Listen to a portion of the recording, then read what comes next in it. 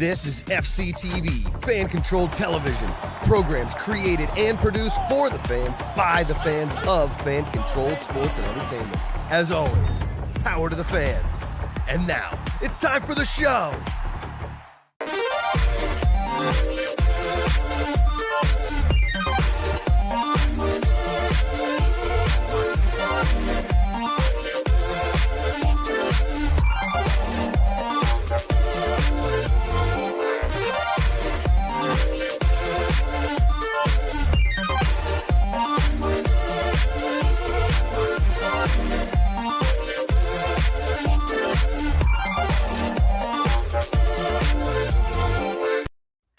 What is going on, everybody? Welcome back to the Info Arcade, the show where we run you through all the video game news, entertainment news, and sports news you need to know about right here in one place. This is the fan-controlled sports network right here, and we are the fans controlling the sports networking. It's great. How does that work? I don't know, but we're here doing the thing. And as always, I'm your host, Info Arcade, joined by my incredible co-host, AJ, the King Ka. How are you, man, sir? what's up? I'm good, man. How are you doing? It's good, man. It's good to have you back here on Tuesday nights, away from your primary gig, which is Don't Cause a Ruckus on Wednesdays. You guys are taking a little break this week, but glad to have you here on this show, man. It's awesome. Yeah, man. I feel like I've been like jumping around and missing shows left and right, so it's fun to be back. Yeah, it's good to have you back. And as always, we also have Frosty joining us as well. How are you, sir? I'm doing well, man. How are you doing? Dude, I am good. I'm good. Thank you for being on the show tonight. We're going to dive into some good stuff with you here in a bit. And then, of course, our newest addition, Freddie Airmail. Good to see you. I say newest addition, but like you're always on the show one way or another, whether it be from the chat, correcting us with your big brain knowledge that you have, like being able to pull stats out left and right, or, you know, being able to be a guest. So it's good to have you on as a co-host. No, yeah, it's good to be on. At least now there's not a delay between when you say something that needs correcting and getting the correction. It's true. You just kind of smack us in there right now, huh? Real time. Well, guys, again, this is the Info Arcade Show. If you don't know what the Info Arcade Show is, it is literally a show made by fans for the fans. For fan-controlled sports, and we try to run you through all the news that you need to know about in the sports and entertainment world. We are live each and every Tuesday night at 7 p.m. Pacific. Sorry, 7 p.m. Eastern, 4 p.m. Pacific. My apologies, guys. And you guys can catch us live on Twitch, interact with us, just like many viewers are right now, including Peanut, Jay Spacely. What's going on, guys? So good to have you guys here. Or if you miss us, you can always watch us back on a VOD on YouTube, or check us out on podcast services all around the globe, wherever you get your podcasts. So we are so excited to be joined by all of you. Jacob Parker Gaming, what's up? Jason Wright, good to see you over on YouTube. We've got a fun show lined up for you guys tonight, and we have a lot of things to go through, so we're just going to dive right into it with first up. So here we go.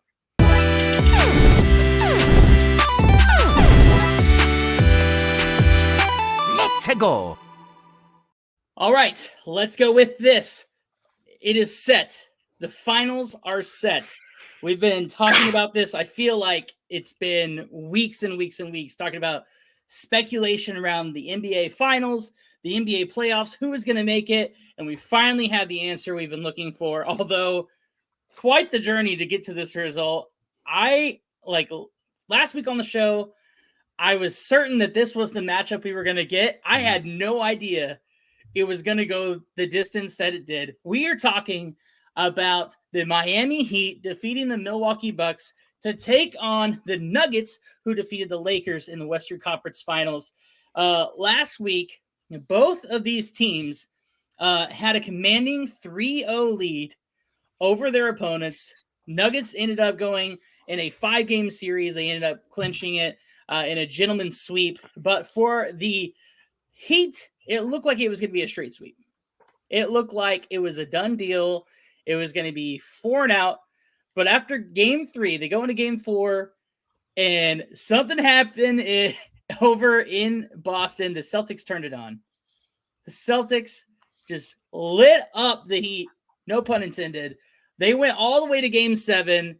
And honestly, the beginning of that game, the Heat were actually down pretty early in the first quarter, but then something happened. The Heat turned it on. They came out huge in the first quarter. And then Could you the say Bucks, they heated up? oh, yeah, absolutely. The I'm gonna Celtics write just that down. never recovered from that. They just never did. Boston totally just gets devastated at home, takes the loss. I thought they were going to be the first team to pull the comeback from being down 3-0. What about you guys? Well, I mean, if Jason Tatum hadn't rolled his ankle on that first possession, then it's a whole different game. I mean, I think that's I think I don't know how we're not mentioning that, but Yeah, that at least makes up for some of that. What was that? A 19-point You know why we don't margin of mention victory? that, Freddie? I'll tell you why. It's because we don't mention this. It's the same reason we don't mention Trae Young getting his ankle rolled 2 years ago when they were on a run in the finals. That's why. Because it don't matter if you don't win. yeah, And they No, yeah, I didn't. mean, it's hey, true. you know, props to the Heat still. You know, it's not like they should have fallen on their swords and, you know, let the Celtics get back in it. You know, they're there to win as well. So you take what you can get. It just kind of would have been nicer to see, you know, from a neutral standpoint, I guess it would have been nicer to see everyone be at pretty much full strength and see how that went. Yeah, Frosty, do you think that they would have had the same result, or would Jason Tatum have made that big of a difference to keep the Celtics alive and move on in this finals to be the first ever NBA team to do that? In chat, let us know what your thoughts are too. We're going to be reading your comments here shortly. Frosty, what do you think? I mean, there's a reason a lot of teams get to Game 7 after being down 3-0, and no teams get to the next series, right? Like it's a tough hill to climb. You know, Jason Tatum, I think it probably made a little bit of a difference, but at the end of the day, Jimmy Butler like answered all the critics that he dealt with the last several days and showed up and showed out. I think they probably still would have won. Anyway, I think the Heat were, you know, once you go up 3-0, it's just so hard to overcome that. But you know, who knows? AJ, anything else to add there, sir? I knew the Celtics weren't going to win, man. Come on. It was written in stone from the get-go. They tried to bring a comeback, and they put a valiant effort. I'll give it to them. But from the beginning, it was the Heat's to win. Like, they were just toying with them. They should have put them away, gone straight to the Nuggets, but they didn't. Like, come on. They were up 3-0. They gave Celtics 3 games. They just didn't take it seriously. They were too focused on looking past the Celtics and looking forward to the Nuggets that they'd let them get in their heads and lose these 3 games. There was no chance the Celtics were going to move on. Like, everybody was saying Celtics in 7. You guys are dreaming. Jimmy Butler's playing on another level this postseason. He wants that ring. He's not going to get that ring. I think Denver's going to overcome him and beat him. But yeah. Yeah, and I think early on, a lot of people were actually hoping to see that legendary matchup between the Lakers Celtics yet again. It is a finals matchup that we've seen years over years, almost even a rivalry through the many escapades of Magic versus Bird and then, you know, Kobe and his crew. And then now you look at this, Lakers don't even show up with LeBron James. They leave. Now the Celtics try to make a comeback. They leave. We have a Heat Nuggets final. Eat them Nuggets. Come on. Eat them Nuggets. Push that microwave 90 seconds. Let's go. Like, it's going to happen, right? Those Tyson chicken nuggets. Tyson. Any Tizers. Are we still Tyson. sponsored by Tyson? I don't know. I feel like we are. I feel like the league probably is. I'm not going to mention it because yeah, this is a fan controlled show and like nobody's informed me of anything. I'm obligated to say, but I will say you can't not make a chicken nugget joke. It's kind of funny. But if you guys want to see some really, really funny content, did you guys check out the Instagram page today for Fake Control? No. There was an incredible post. I'm going to try to see if we can pull it up here. But if not, go check out our Instagram page at Fake Controlled. Whoever put this together, who was this, by the way? Was this had to be our amazing social media team. It was probably, honestly, I probably know who it was, but she won't take credit for it, even if like she was here, she probably wouldn't take credit for it, but I'm pretty sure it was Ruthless. Inside the Cancun hotel hosting the Lakers and Celtics. Oh yeah, I did see that. Okay, yeah. The Hard Rock Hotel Riviera Maya is hosting the Lakers Celtics Battle for 18 tournament. Similar to the college basketball Cancun Challenge, the hotel will turn its ballroom into a basketball arena that seats 1,000 fans. Spirit Airlines has been named the official travel partner. Like, this is just go read all of this stuff. Like, it's hilarious. The NBA is partnering with Duolingo and Dwight Howard to offer everyone but LeBron James free Mandarin classes. Joey Crawford will be the only referee in the tournament. Check this out. We got pulled up here. This is amazing. Joey Crawford will be the only referee in the tournament. I just love whoever put this together. So if this is ruthless, props to ruthless. If it's not ruthless, somebody correct me from Fan Controlled. Let me know who this was, because this is just brilliant. I loved this whole post. In place of the Larry O'Brien Trophy, each team is competing for this. Okay. And then I love this one too. The winning team gets an extra night in Cancun and a private screening of Winning Time or Space Jam 2. Who comes up with this? I don't know who it was, but it's gold. If you're not following us on socials, this is why you should be following us on socials, because there's just all this entertaining content. Thank you, Jim, for getting that up there so last minute. I remember seeing that earlier today, and I about fell out of my chair. So yeah, no Lakers Celtics though. They're chilling in Cancun. They're enjoying themselves. But we've got a Denver Nuggets Heat matchup starting on Thursday this week. So, boys, let's get those predictions in. What are we thinking? Starting with AJ, we'll go around the horn here. AJ, you're saying 4 games for the Nuggets or the Heat? Nuggets in 4. Nuggets in 4 for a full sweep. Dude, the Nuggets do seem unstoppable. Frosty, what you got? I got Nuggets in 6.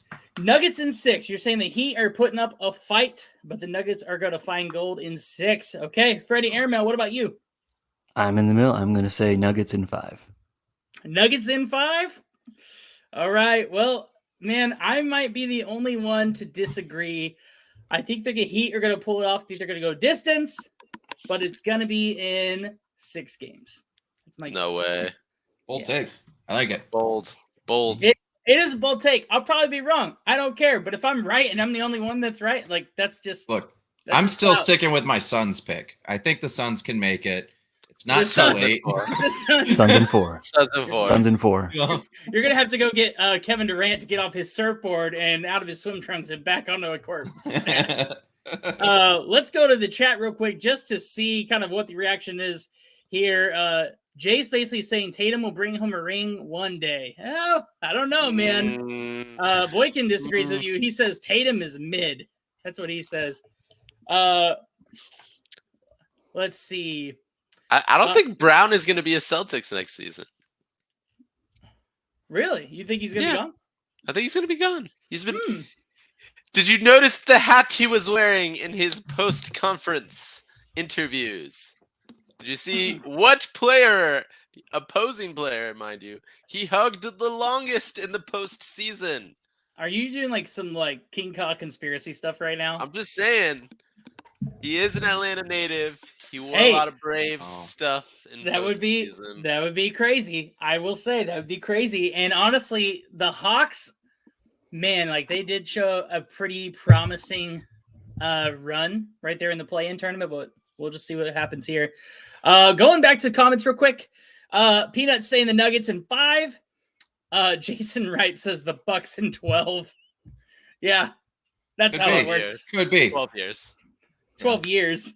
12 months, maybe. Yeah. 12 months. Yeah. 12 months. Yeah. That's right. Rumor is Rockets for Brown. for the trade of Tatum. Never gonna happen. Oh yeah, I don't know, What man. do the but Rockets have to give the Celtics? yeah, I don't know. It's No. true. Who do you guys think gets MVP? Of the finals? Jokic Joker. time. Yeah, it's Jokic. Joker time. Yeah, He's on his revenge tour. that's right. I you know what? Another stat that I saw today that I thought was really interesting is that Kevin Love has made 5 playoff appearances and has made it to finals all bring 5 this up. times. Wow. Kevin Is Love is the most crazy? consistent professional NBA player. So maybe he was him the whole time. He's just Is he a quiet him. Just a Is quiet he just him. like the Eli Manning of NBA playoffs? He's already got. Maybe. He's got him in his name. Kev, him. Come on. No. Yeah, that was good. That was Oh, good. It was I- close. I'm- That was good. That was good. I'm gonna But say yeah. I'm gonna say Jamal Murray carries it forward, Finals MVP. Oh, interesting. Oh, That's okay. a good take. I can That's see a that. great Yeah. pick. Yeah. That's a great pick. Michael Porter Jr. Michael Yeah, Porter that's, Jr. that's also a pick. Man, and It's one of the picks Yeah. of That's all time. also a pick. I am surprised to see the Heat make it like they have without Tyler Hero, without Victor Oladipo. Like Yep. these guys should not be Depot is winning. done. The depot is closed. Okay. Yeah, Dude's gonna honestly, retire.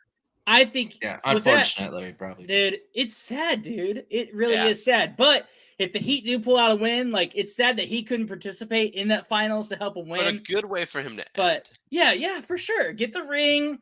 You know, you helped carry him to that, but dude, disappointing. But yeah, it'll be interesting to see how this battered Heat team competes. It's literally David versus Goliath here. This is the number 8 seed versus the number 1 seed. So we'll have to figure that out. But Thursday night, you guys can tune in. You guys can watch the game, interact with us next week when we come back, and we'll see if this thing is about to wrap up or has wrapped up.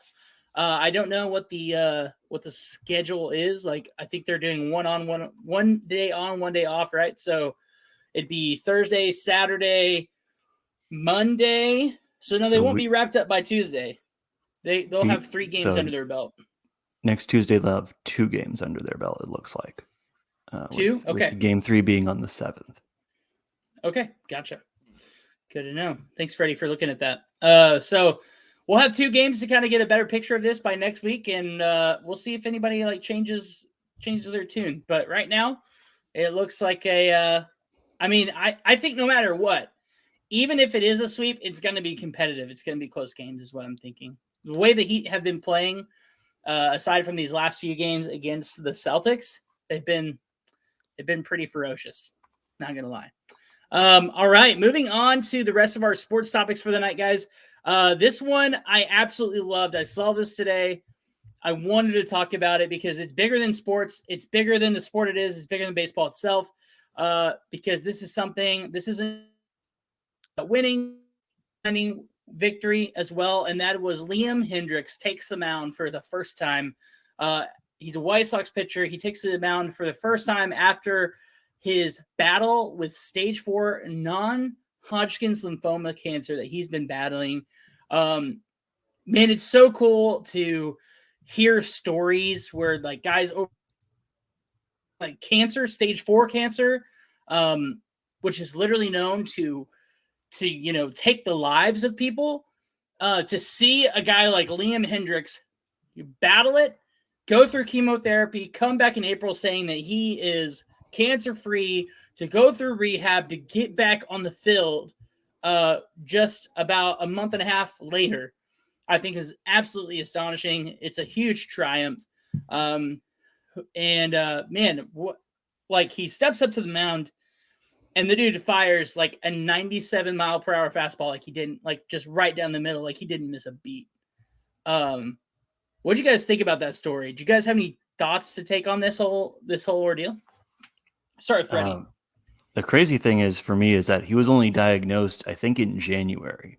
So he'd only been receiving treatment for a little while. I think he said that it was possible that he had it, during the season last year. He noticed, some what turned out to be some symptoms of non-Hodgkin's lymphoma during last season. That so it could have been affecting him then, but still to be back on the mound after only a few months of treating a late stage cancer is incredible, and I think it speaks to a lot of where we've come technologically and in terms of treating people physically, and it's a great story all around. And so props not just to him but to all the doctors and everyone who helped him come this far in a pretty quick span of time. Yeah, absolutely. Frosty, what's your take? Yeah, I mean, not much to say. Congratulations to him. He plays probably one of the hardest positions to maintain a Major League Baseball career as a relief pitcher, and to come back faster than folks come back from a lot of other injuries and come in and fire like he did. Like no matter how it would have turned out on the mound, was really awesome to see. Even if you're not a White Sox fan, if you're not a baseball fan, it's cool just to see someone overcome something like that, come back and go again. So, all the best to him in the future, except for when the White Sox play the Yankees. I hope he gets up home runs. AJ. Yeah, I mean, the guys pretty much said it, but for me, I just love the fact that this is such a, feel good story, overwhelming like comeback story. You love to hear somebody who's sick to overcome and come back and perform, at the top level. It just hits home for me because I had a buddy with like brain cancer back in the day, and he showed me his X-rays, like CT scans or whatever it was from back in the day, and it showed his brain. And you know how the brain is like two halves, right? The one quarter of it was his tumor, and my buddy was going through law school at the time, and got through it, did surgery. Dude's a practicing lawyer now. Like it just Wow. kind of is one of those things where it's like, you're grateful to see it, you're happy to see it because stage 4 is usually a death sentence. So it's good to see, and it's just one of those things that you need every once in a while, especially with the way the world is. So Yeah. happy to see it. Yeah, it's a feel-good story that everybody needs every now and then, especially with Yep. the way the world is, the state of the world. There's not a lot of good news to report. So to see something like this, especially in sports, it's got me, just really cheering on Hendricks, cheering on humanity as a whole. But also Disney, where is the film? Like, you guys got to get script writers on this. There's gonna be a movie, probably, right? Like at this there's point. a writer's strike. That's Oh, why. yep, true. Forgot about the writer's strike. But either way, like, it's such a good story. Like, how can you not want to tell everyone about that? Like, it's so awesome. So we'll continue to monitor him the rest of his season. Hopefully, he goes really well with his late entry into this season, and maybe him. And also, last thing, props to the White Sox for keeping him on the roster through this whole process because they didn't have to. Right. And it was one of his personal missions through this whole thing not to be put on the 60-day injured list. And that never happened. He stayed on the 15, I think it is, for pitchers, and he got through it. And they could have put him on the 60-day. That would have helped them free up more roster spots, but we all got through it without that. Yeah, again, that's just awesome. It's just such a good feel-good story. So that's Liam Hendricks. We're gonna watch him the rest of the season, and hopefully his season will be just as good as this story. But we'll monitor it right here. In other news, not so happy. DeAndre Hopkins and Arizona. Like, what the heck is happening with the Cardinals? Like, I feel like their organization, as just in the NFL, has been in a tailspin for a while. I just feel like every time I read about the Cardinals, it's just bad news bears. DeAndre Hopkins, they try to do a trade, end up saying through the draft that he is actually gonna no, he's a Cardinal through and through. He's staying with the organization. And then they're like, yeah, we can't find any guys for the trade, so that's what we're claiming, but we're actually going to release him. Like, it's just a mess. And now you got this guy like DeAndre Hopkins, who is arguably one of the better candidates for the wide receiver position out there. So the real conversation is like, what the heck is happening in Arizona? 2, where does DeAndre Hopkins go from here? And 3, is Arizona making a huge mistake? Start with AJ. I mean, there's a lot of questions you just asked, so I'm just gonna say what I think is going on. Say it. Yeah, go. So essentially, what I think is going on is, I think DeAndre Hopkins isn't where he used to be. A lot of fans and a lot of people are speculating that the man is still as good as he used to be. He's still primetime Hop. Like, the man can still play to the top of his game. And I think in reality, he's just old. He's not performing at what people Mhm. expect. He's not playing to the level a lot of NFL executives want. Like I read the other day that, a bunch of top NFL executives say DeAndre Hopkins can't run anymore. He's not being able to separate himself and get space from defenders. And if that's the situation, the man is old. I understand. The rumors are saying that he's coming to Atlanta. I don't want DeAndre Hopkins in Atlanta. If anything, maybe okay, cool, veteran presence in the locker room, fine. But like, I don't want him near Atlanta. I think he's too old. I don't think he'll help these kids, go fast. That's a young squad. I think it's one of those situations like, Adrian Peterson, once you get to a certain age and you're not producing to the level of NFL executives want, you just kind of fade away quickly. You don't see it coming, but it happens. It's sad, but the NFL goes through, they have a lot of player turnover, and Yeah. I think Hop is the next one. It's just he's a big name.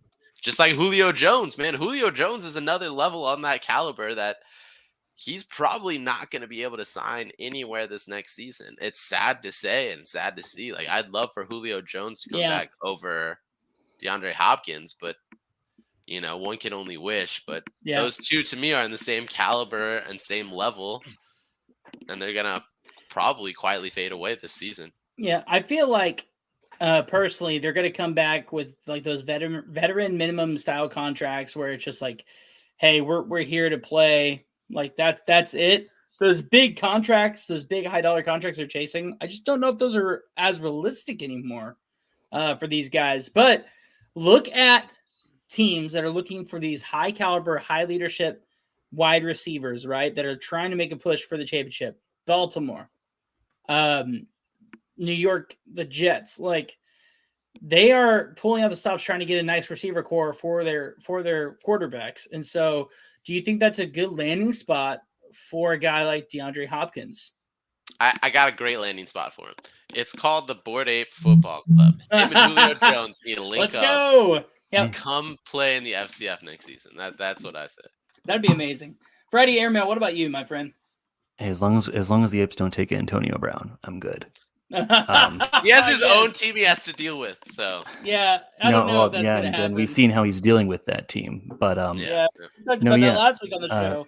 If you guys missed it, you guys can go tune in and listen back to that. But man. Yeah, so DeAndre Hopkins, I think, has sort of put out a list of 5 quarterbacks that he wants to play for. Okay. 2 of them were Patrick Mahomes and Josh Allen, and their respective teams are bottom 2 in the NFL in cap space right now. So even if they wanted to give DeAndre Hopkins like a decent, maybe not all of what he's asking for, but even just like a decent, I'm not even sure if they could do that. The other 3 were Jalen Hurts, Lamar Jackson, and Justin Herbert. Oh, Justin Herbert would be a nice QB. That would be an interesting one. Although I think the Chargers have a pretty crowded wide receiver room, at least up at the top. That they have Keenan Allen, Mike Williams, and they just drafted a guy at TCU, Johnston, in the first round. So I think I'm not sure, which one out of those 3 is the best fit. People have also been saying, maybe he goes over the Browns, reunites with Deshaun Watson, his quarterback from his best days when they were both with the Texans. Yeah, and also in a shock move too, another reason why the Chargers wouldn't work, is Austin Eckler a couple days ago did just re-sign with the Chargers. In kind of a surprise, he requested a trade, but they offered him a new $1.75 million incentive to his contract. He ends up staying in LA. So again, back to what AJ said, these guys don't want to pay up the money for these veteran wide receivers when they've got young talent like Johnston or whomever else coming in to play. Well, like those guys have NFL caliber talent.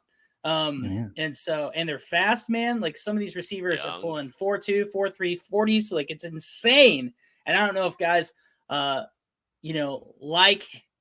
like him can have that. Like, I don't know if Julio Jones has that, like one of the, arguably at one point, one of the fastest wide receivers in the league. I don't know if he still has that.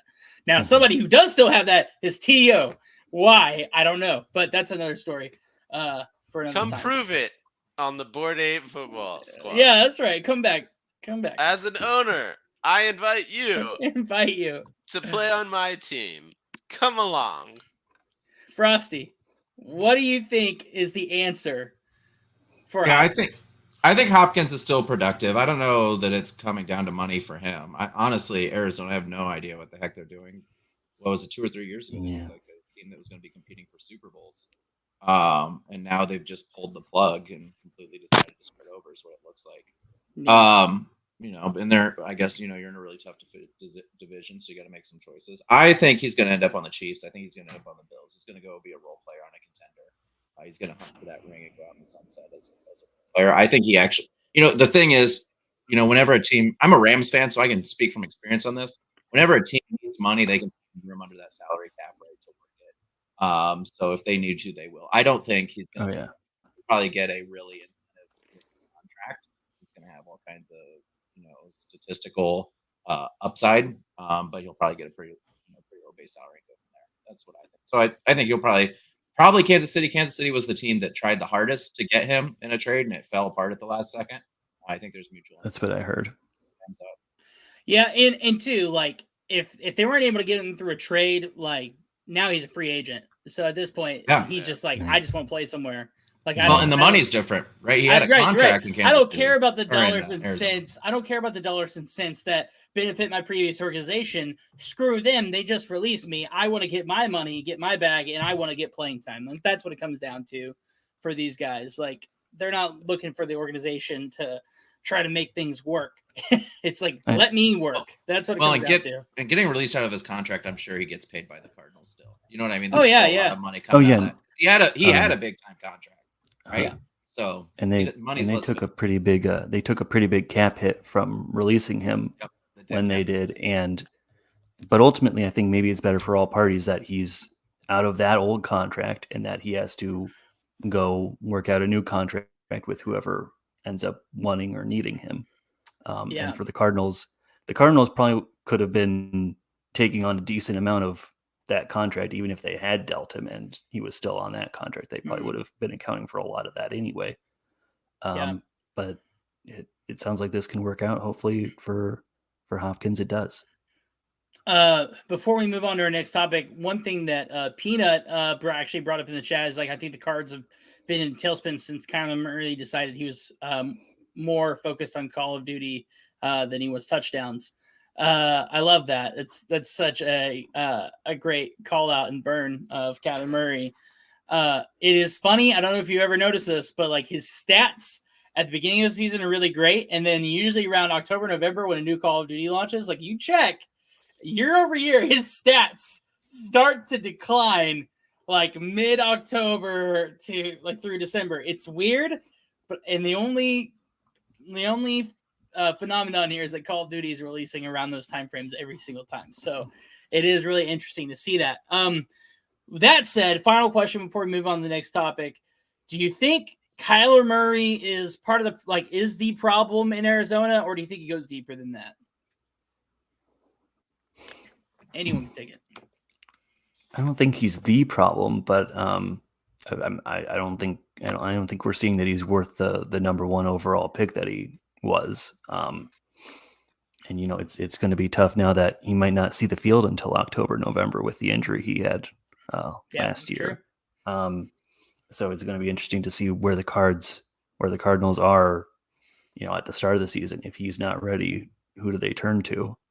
Colt McCoy right now. Woo! Right. They have Colt McCoy. They have 3 other quarterbacks, and they have 5 total quarterbacks in there right now. And so it'll be interesting to see what they could end up doing. But I don't think Kyler is the problem, but I think he has steps to make sure to help the team. Yep. I feel like Arizona is kind of in the same boat as Cleveland. We can't keep saying over and over again that the quarterback's the problem.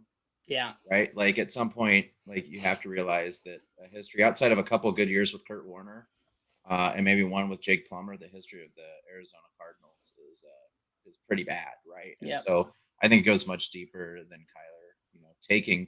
I mean, look at even the situation in which Kyler came in, right? They chose a quarterback in the top 10, drop him immediately, pick up Kyler. Like that organization has never known what the heck it's doing. And so I think it probably goes deeper than just Kyler Murray at this point. Yeah, I mean, I pretty much agree with Frosty. Like to pin an entire organization's problems on one quarterback is like way too much responsibility on him. I kind of agree. I think there's more issues within the organization than just blaming, Kyler Murray. If you want to do that, you do the same thing with the 49ers and Trey Lance. But I think the 49ers are in a much better position. They have a great team. They kind of showed that they didn't really need a great quarterback in their system. I mean, they made Mr. Irrelevant look very relevant. So I think it's more, you got to put the blame more on the organization making those calls and making those decisions to make him the first round pick and make him that than you can the player not living up to those expectations. Yeah. Because that's way too much pressure to put on a player. And unrealistic too. So. Yep. Absolutely. Peanut, he said Jake Plummer. Jake Plummer. I do like that you mentioned Carson Palmer. He's yeah. Even though he was a USC guy, he still did give them at least one good season. So yeah, he gave him a couple good years. Yeah, Jake the Snake Plummer. Look him up, Peanut, before your time, maybe. Yeah, I mean, the Cardinals haven't been in the Super Bowl since 43, where they lost to the Steelers in a close 27-23 game. That was back in 2009. That was a while back. They've hosted more Super Bowls in Arizona and national championships in Arizona than the Cardinals have ever had a chance of being in. And that's unfortunate. Like, I feel like they need to be really focused on trying to build this team up to a championship caliber team.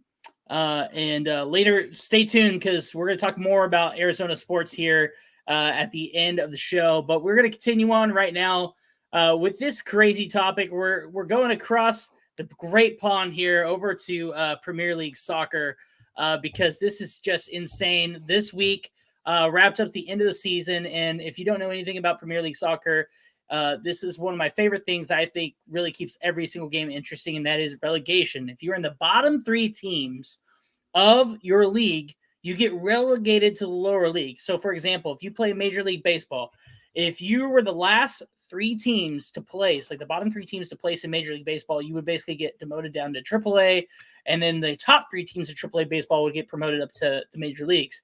Essentially, it's the same thing like that for soccer, and they have 3 tiers of leagues. They have Premier League, which is like top of the top, the Championship, and then they've got League One and League Two, and then way down here they've got this thing called the National League. And National League is essentially a bunch of guys who are not athletes by profession. They're plumbers, construction workers, bankers, but they play soccer for fun on a club team. And they might get paid, they might not, but either way, it's not their primary gig. Okay, so soccer way down here, right? Like that's basically where they're at. This week, this was just absolutely crazy. A team by the name of Luton Town FC, 10 years ago, were in this bottom National League team where all of their guys were basically bivocational in a way. I'm trying to think of a better term, but they basically all had day jobs and they played soccer.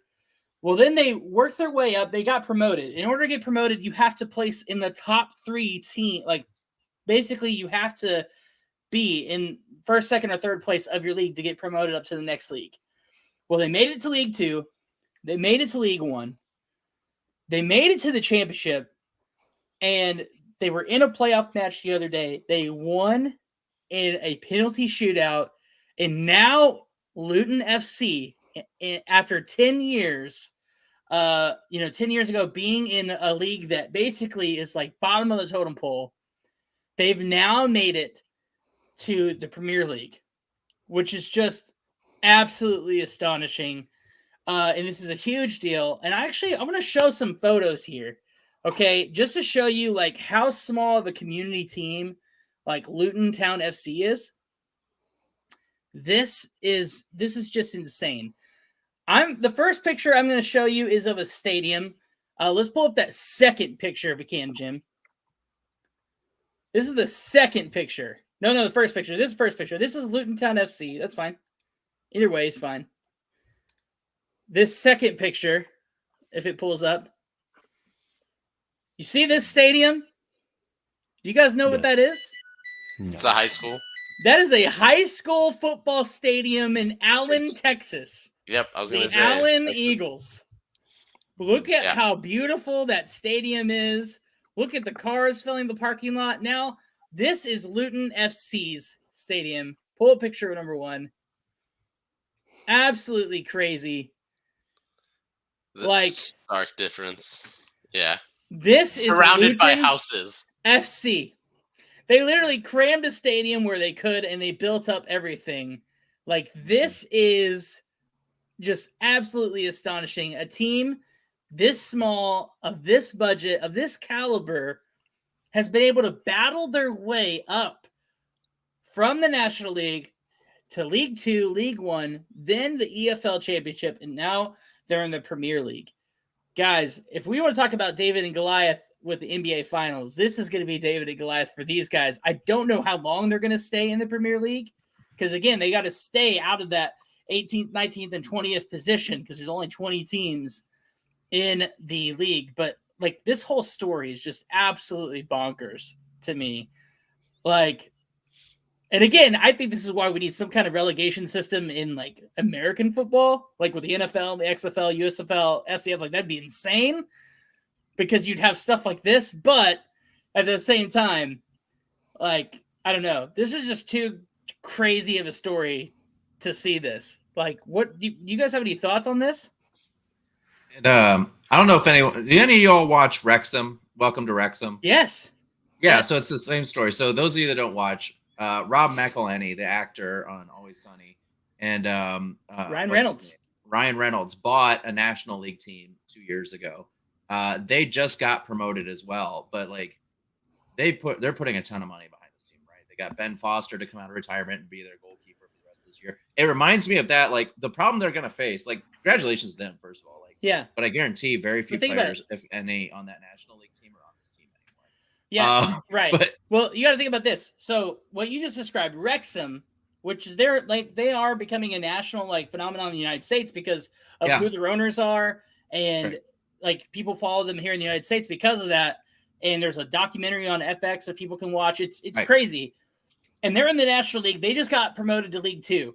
That's where Luton was 10 years ago, and now they've promoted 4 times, and they're going to the Premier League. Yeah, so.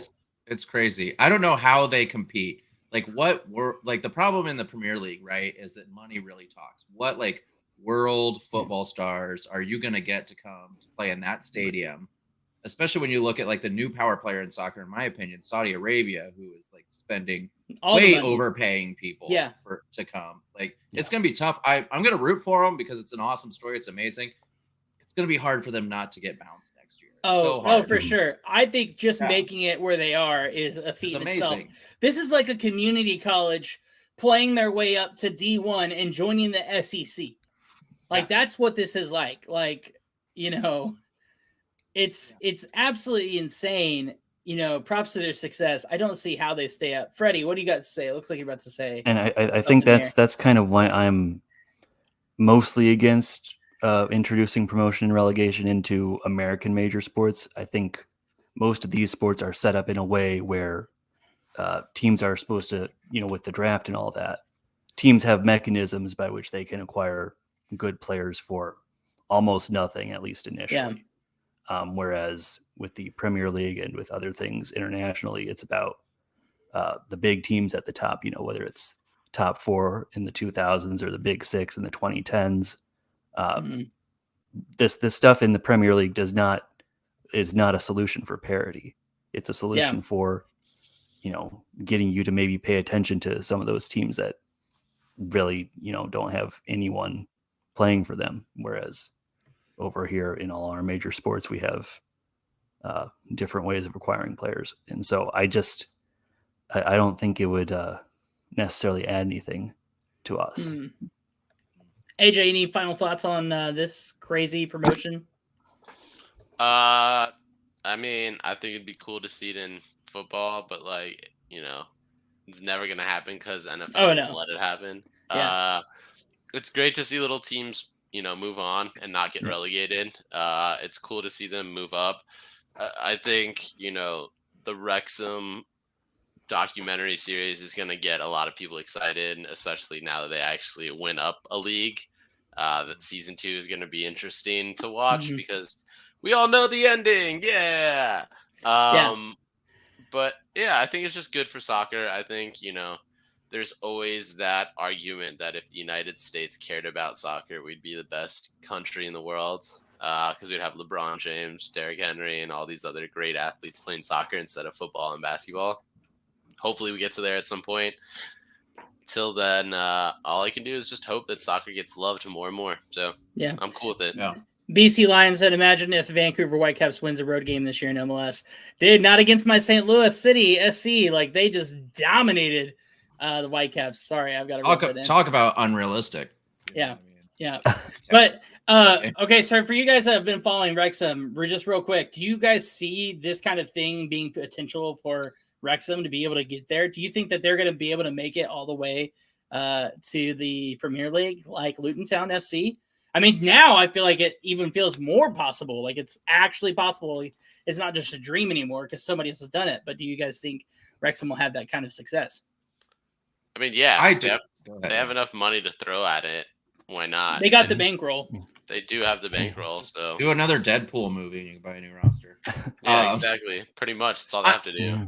I think the key that they're catching on fire really in the United States is really going to help them. It's going to be the celebrity destination team that's coming up. They've already got, like I said, Ben Foster coming out of retirement to play the rest of the season for them at goalkeeper. Like that's unheard of in the National League, right? Having a Premier League keeper play on a National League team, right? And so I think they're going to continue to do that. And I think that stars will want to play for them because of the team. Yeah.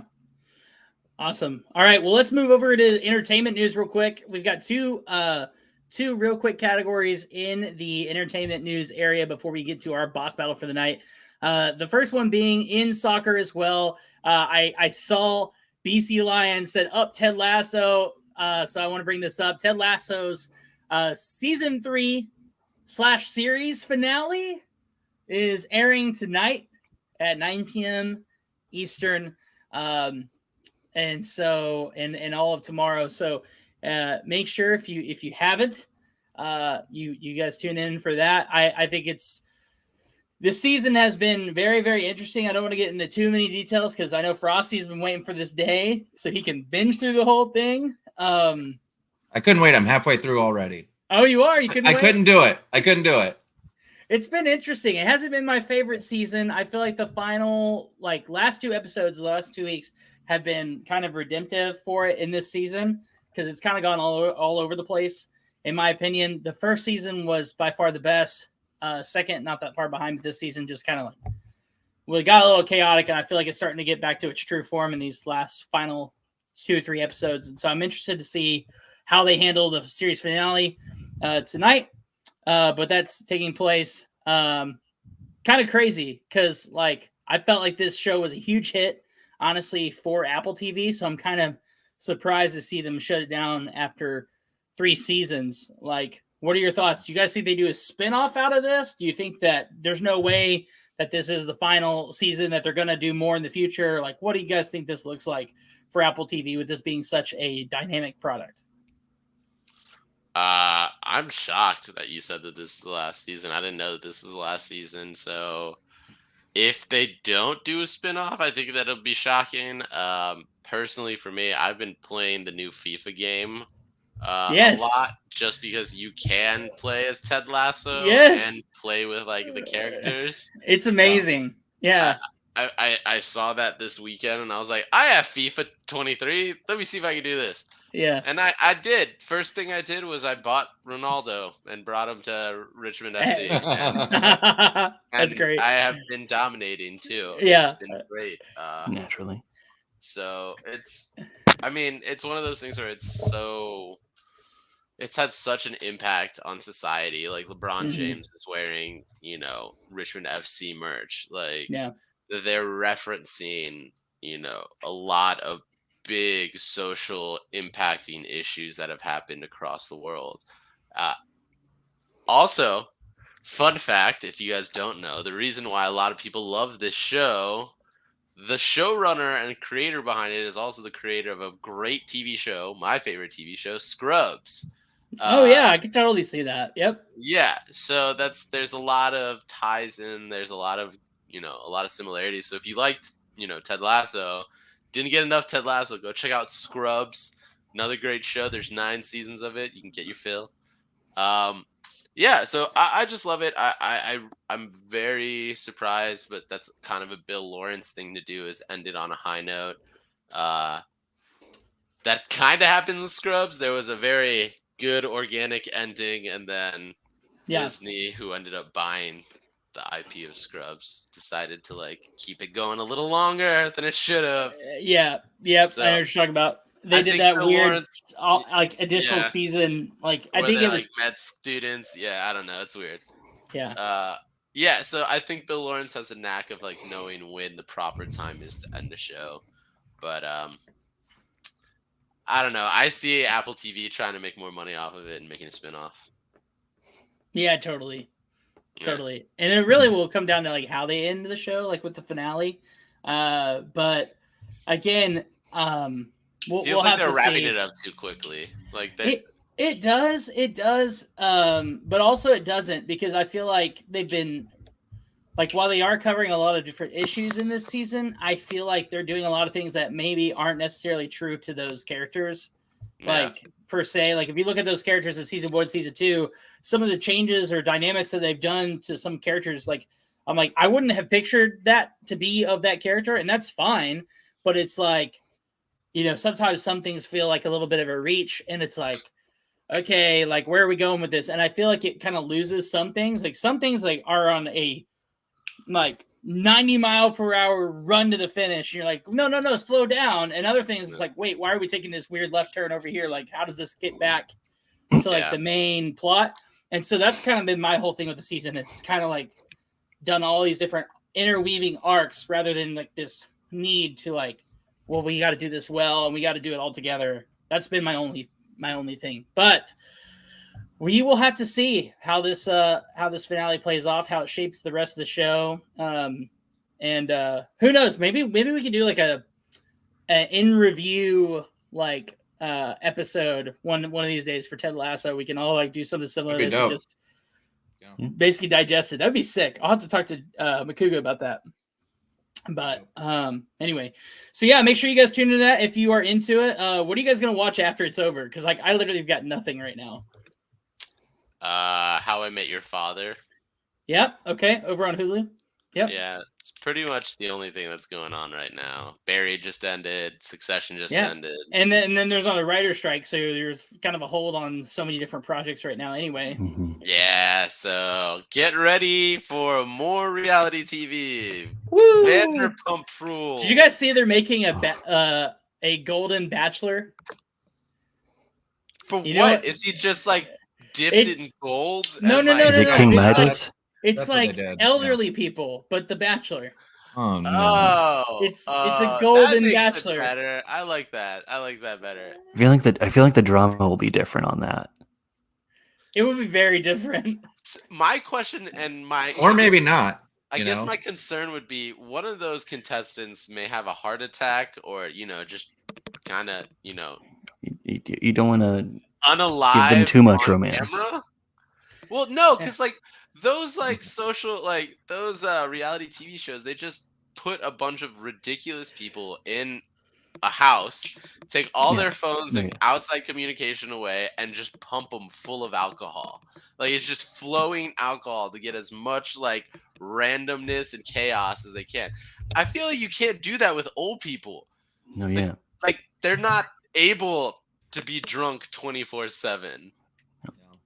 The dynamic's going to be totally different because not only that, but you're also not going to get a whole lot of people who are trying to advance a social media career. You're not going to get a whole lot of people who are trying to make their way on social media. That's true. For what I'm gonna all gonna be the grandma from The Wedding Singer that raps and plays. Yeah. So apparently, the grandma of Grandma's Boy. while we're on this topic, we totally just derailed this conversation because like I brought this up, so I'm really sorry for doing that. But I'm looking at this right here. It says originally they did a casting call for the show back in 2020, but COVID actually killed the idea of. So they're bringing it back, and apparently 40% of Bachelor fans are over the age of 55. So that's why they're deciding to. I think I know what AJ just thought Killed of. the idea.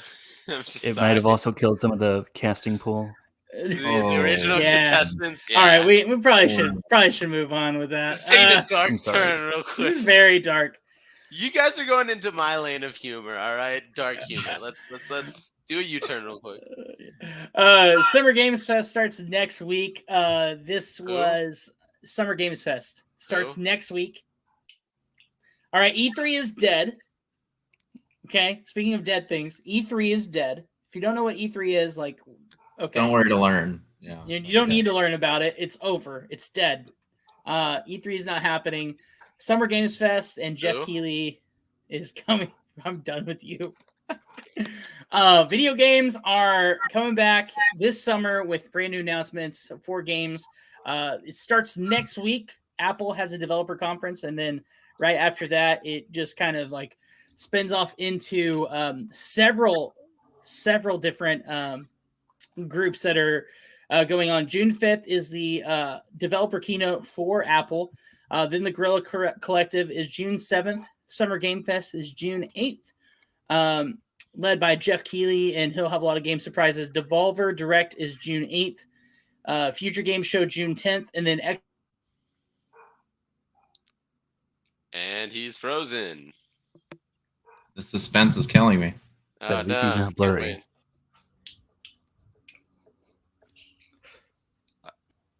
All right, it's a Summer Games Fest. Yep. Where were we? Sorry, I don't know what I lost here. So, where'd you guys last hear me here? We're going through Summer Games Fest. You were in the middle of the schedule. Okay, Summer Games Fest June 8th, Devolver Direct June 8th, Future Game Show June 10th, Xbox Bethesda and Starfield Direct June 11th, PC Game Show June 11th, and then Ubisoft Forward June 12th. So, a lot of video game publishers, a lot of announcements coming in the next 2 weeks.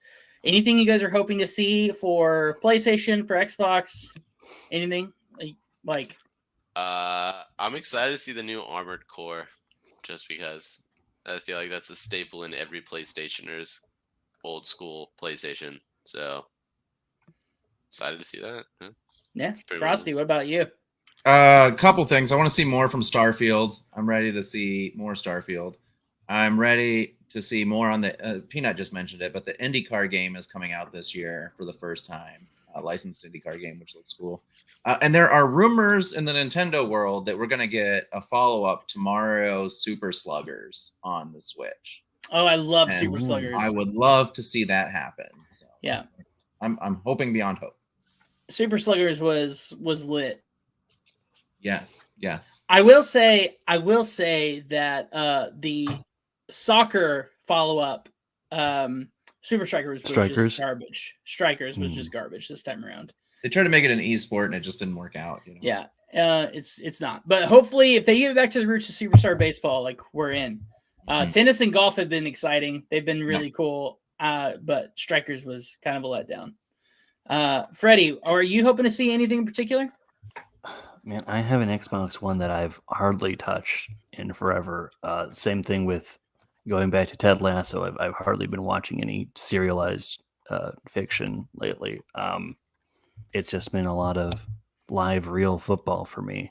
But maybe if I get back into my Xbox, it'd be nice to see something that will just jump out at me and really make me want to get on that.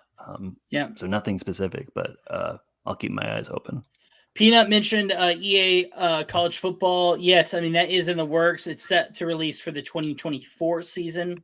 It was supposed to be 2023, but they pushed it back earlier this spring. So it's going to be another year probably before we hear anything on that. But I am excited to see what kind of product that they have here. And maybe we all cross our fingers that maybe this is probably not going to happen. But I would love to get some info on the Faye Controlled video game one of these days. Oh yeah. whenever that comes out. While we're talking about video Mhm. game news, that's something I'm highly anticipating with sports and video games. Yeah. Sure. But and also like the new FIFA, like FIFA is no longer licensed with EA, and so they're doing a brand new EA FC is what they're calling it, and it's going to be their new soccer game. So I'm kind of interested to see how different that's going to be this year. So, but yeah, I mean, there's a lot to talk about, lots to pay attention to. So if you're a huge gamer, stay tuned in the next couple of weeks because there's a lot there. And then finally, our final topic of the night. It is time for the boss battle. Now, this one is really good. We were talking earlier about Arizona sports. It's hard not to talk about what's been happening the past 2 weeks in the NHL with the Arizona Coyotes. Now, if I'm going to update you all on the story for all of you at home, the Arizona Coyotes were a team that were originally they were called the Phoenix Coyotes. They lost their license to play in Phoenix. Their name, Phoenix, was removed from the team. They became the Arizona Coyotes. And now there was a taxpayer voted rejection to do a new arena for the Arizona Coyotes, who were playing in Tempe, Arizona, I believe. And so now they are basically without an arena, or at least a arena that meets NHL standards. And so now there's this huge push to relocate the Coyotes, similar to kind of like what's happened with Oakland and what's happened with the Raiders and now the A's. There's this huge push happening in the NHL for the Coyotes. And so my boss battle question for the night is this. Where should the Coyotes move? To what city should they go to? If anyone could take this one first, I'm open to see kind of like some thoughts here on if this team should relocate at all. I'm happy to go first because I have the only right answer. Quebec City. It's time to put an NHL team back in Quebec. That's exactly what BC Lion just said. Yep. So BC Lion, I get it. Move them back. It was a shame that their team left and went to Colorado, although that team's done quite well since going there. But it's time to give Quebec City back there. Give them back a team. So Quebec City Coyotes coming 2025.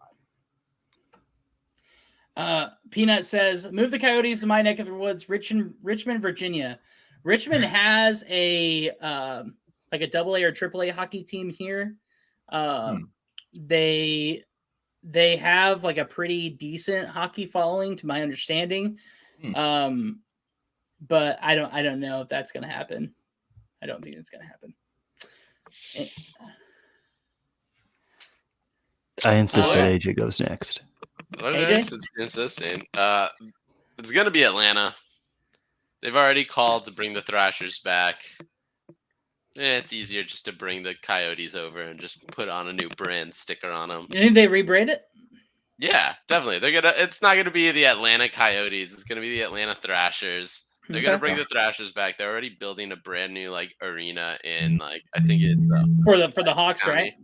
No, it's just a new arena in general. Yeah, they said that it's like a brand new arena with it's gonna be bigger than Phillips Arena and the Mercedes-Benz. It's also gonna have living quarters or something, and it's built to house WWE level of huge events and stuff, huge concerts and stuff. So I'm sure it's being built for the Thrashers. They just don't want to say it's being built for the Thrashers. It's gonna go to Atlanta. That sounds legit, but you're such a homer. Yeah. Yeah, it's okay. I get it. I am too, so I totally get it. Freddie, it just makes sense. Yeah. No, I mean, it does make sense. It does make sense. You talk about it, I'm dang, actually, that sounds sweet. Let's do it. The second most amount of sense that anyone's made on this topic tonight. Freddie Airmail, what about you? So first, I just want to say I thought I heard with the vote on the arena, I thought I had heard that the funding for that was all secured already, and it was all going to be privately funded, and that the citizens just needed to vote it on. For zoning purposes or whatever, granting them the rights to the arena. I'm not totally sure. But I thought that's what I heard. But That's even worse then. May 17th, the Arizona Coyotes plan to build a new arena in Tempe as part of a $2.1 billion entertainment district was rejected by voters on Tuesday.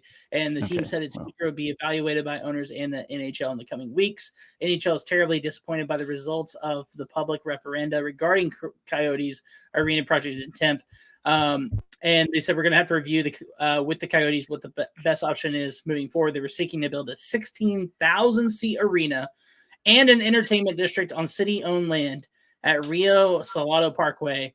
It's a 46-acre tract of land that's roughly 2 miles from the Phoenix Sky Harbor Airport. $2.1 billion probably funded, included 2 hotels, a 3,500-person theater, and 1,995 residential units. Where is that? All in Tempe. All shot down by vote. Well, that was supposed to be a quick aside, but oh well. My proposal, like Frosty's, would put the team in Canada, but I was thinking doing something that would kind of keep the current divisional alignment. The Coyotes are right now the westernmost team in the Central Division, and I would have put them in Canada. But I would have put them in a province that is pretty well known in CFL circles for coming from all corners to support their team. Halifax. Let's put them in Saskatchewan. Yeah. That's an interesting choice. Yeah. Halifax. He just says Halifax.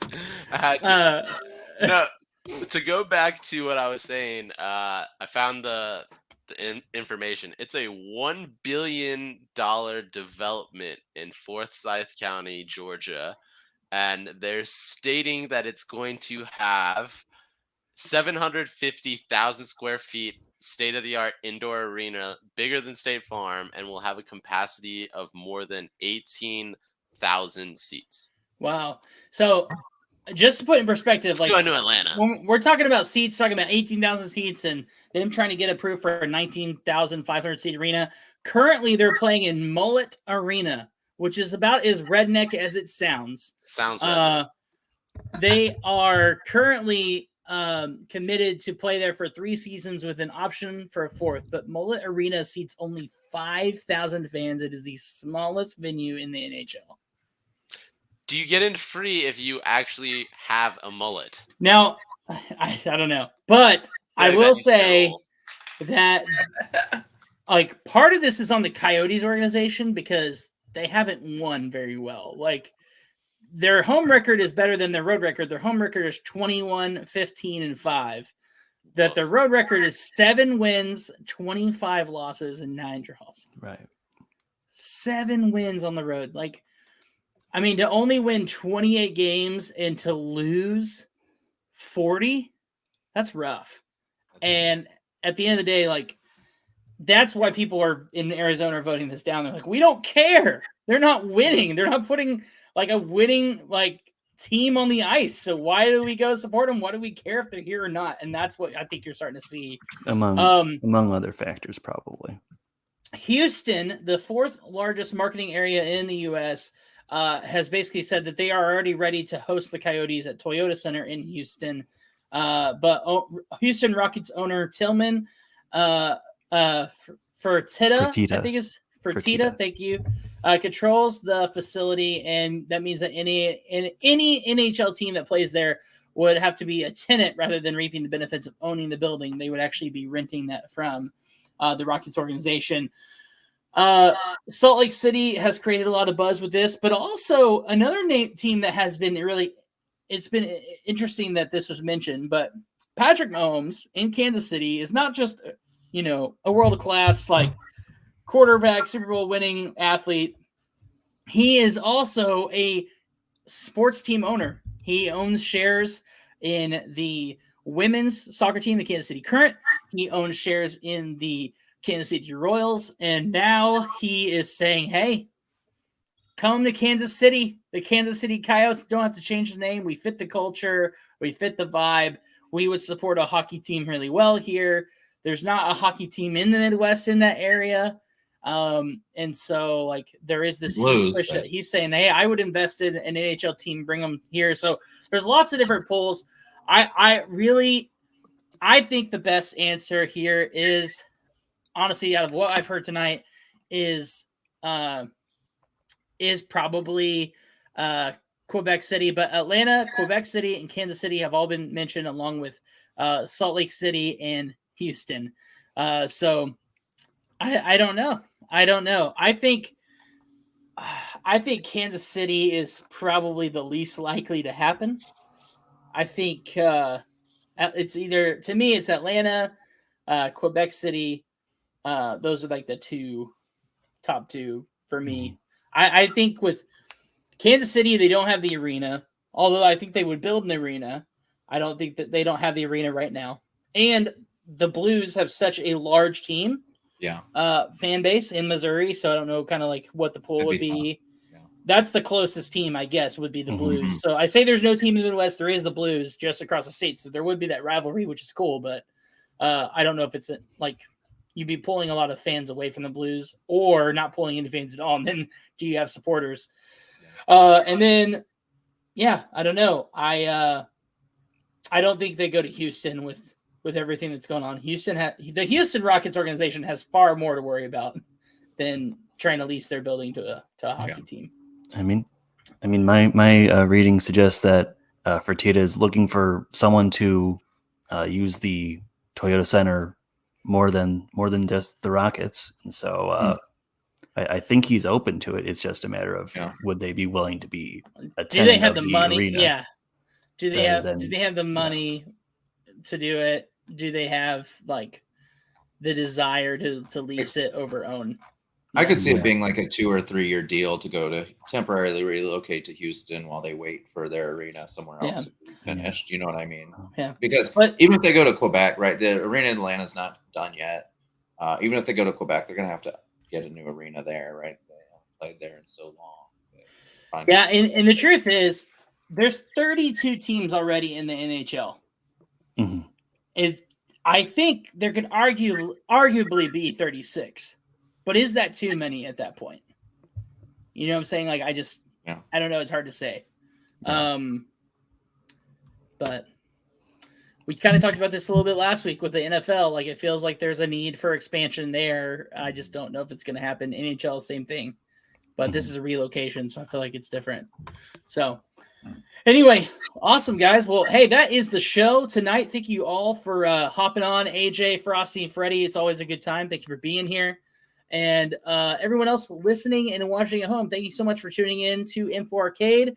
This is the show where we run you through all the sports, entertainment, and video game news you need to know about each and every Tuesday night at 7 p.m. Eastern, 4 Pacific. And we are also on podcast services around the globe where you can catch us back anytime.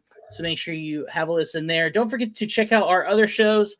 Normally Wednesdays, the Don't Cause a Ruckus show. No show this week, but you guys can tune into them. You can also watch the Fan Control show on Thursdays and Back to Work on Mondays. So we hope you will check out that content as well over on twitch.tv/fancontrolled. Until next time, thank you so much for tuning in, and we hope to see you next week right here. Until then, power to the fans.